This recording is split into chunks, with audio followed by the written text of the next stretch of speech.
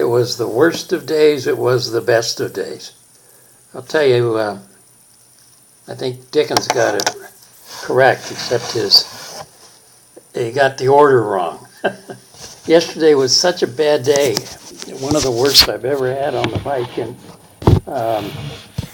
the rain was just bucketing down, and it was absolutely frightening. And today was the absolute opposite. It was just spectacular, and no rain, very little wind. It got off the interstate, so it was just fantastic, and all in all, a very, very good day. Those of us living in the West forget about how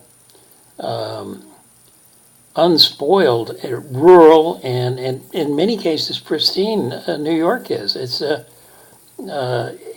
in most of upstate New York, it's absolutely wonderful. I mean, you have quaint little towns and lots of farms, rolling hills, countryside, and in the Adirondack State Park, which is gigantic.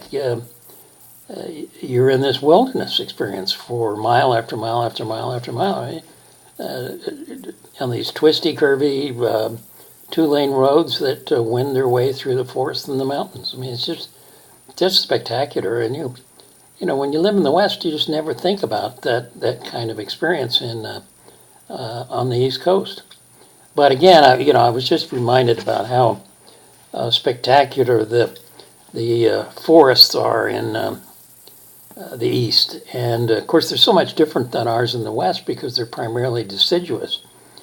And many of the early settlers, European settlers from, obviously European settlers came from Europe, to the Americas, were so taken by the sylvan beauty and the pristine solitude of the forests that they encountered. Now, I read a book called 1491, which purports to describe the life of in the Americas prior to the arrival of the Europeans in 1492.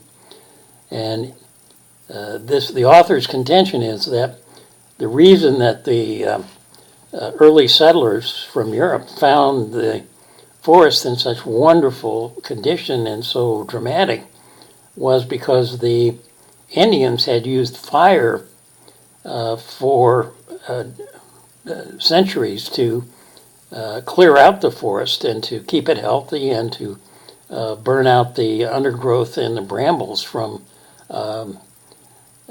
choking the growth of the more mature trees. So it was just a spectacular, open and appealing kind of landscape.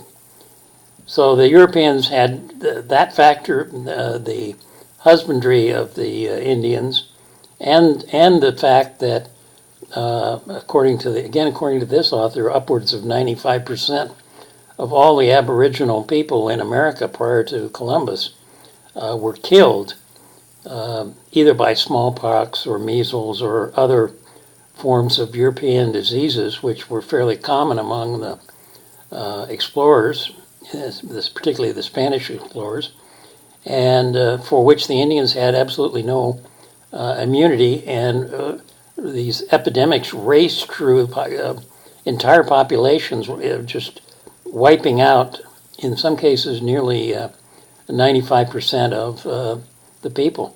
So the beauty of the forest and their solitude was primarily the result of the Europeans wiping out the Indians. Anyway, I don't know why I got off on that tangent, but anyway, I had a much better day today. Looks like I'm going to make Eamon's Place tomorrow, and that's going to be fabulous.